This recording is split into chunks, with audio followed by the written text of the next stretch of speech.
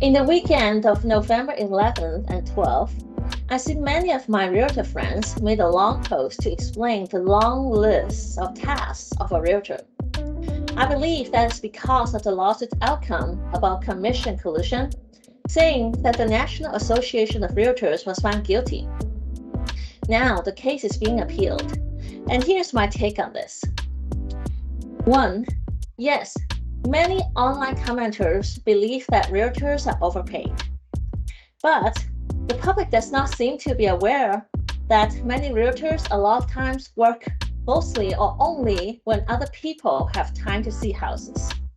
That means, for a realtor, Friday is the start of the work week. Let's do the math. If realtors can mostly work on the weekends and evenings, and other people doing 9 to 5 got 40 hours per week. So for a realtor to get to a living wage, that means the hourly rate has to be higher. Because it's hard to squeeze in 40 hours into evenings and weekends only, right?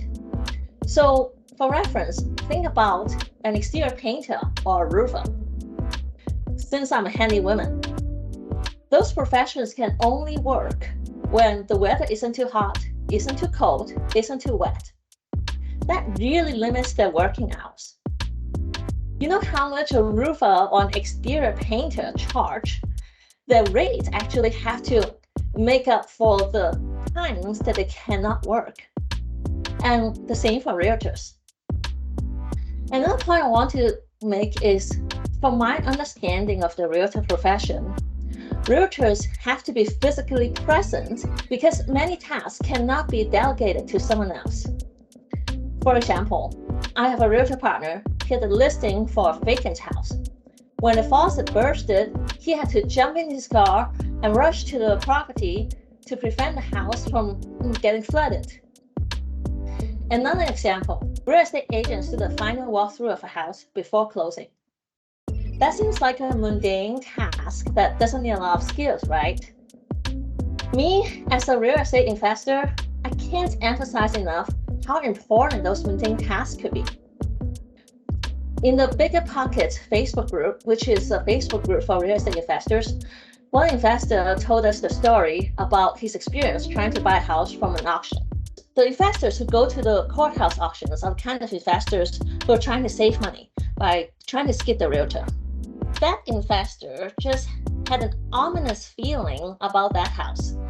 And that investor decided to go to the house the night before. Nothing's going on, the house is still there. And he just wasn't feeling right about the house. So the next morning, before he placed the bid at a courthouse auction, he decided to visit the property again. And guess what he saw when he saw the property again? He saw that the house was burned down overnight. And that was another overconfident investor who did not do the final walkthrough on the house and paid a huge sum of money on a piece of land with a burned down house. What I'm saying with this example is that the realtor final walkthrough with the clients can be that important. Although it looks so trivial. One day I learned from MBA classes at the University of Georgia. I was taking operations management at the Terry School of Business in Gwinnett campus. For any service industry, you can only max out the capacity around 70%. You have to have idle time, otherwise the customer can't be served on time. All in all, what I'm saying is that the real estate agent profession is relatively limited in what hours they can work. Because when they do real estate, they can only do it when other people get off work.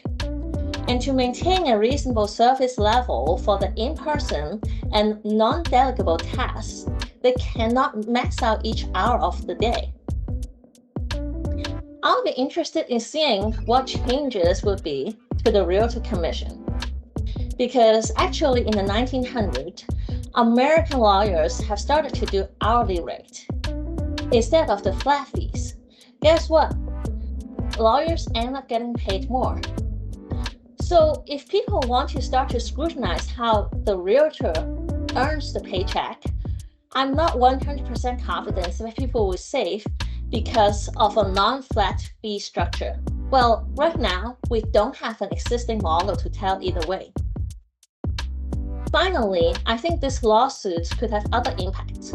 I can see that possibly technology or AI could be a big winner on this.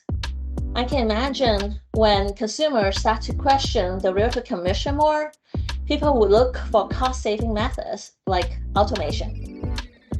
I can also see that some loan products will possibly have to change funding to include the buyer's agent's fees differently, even though that could pose a challenge for some home buyers who are already struggling with down payment.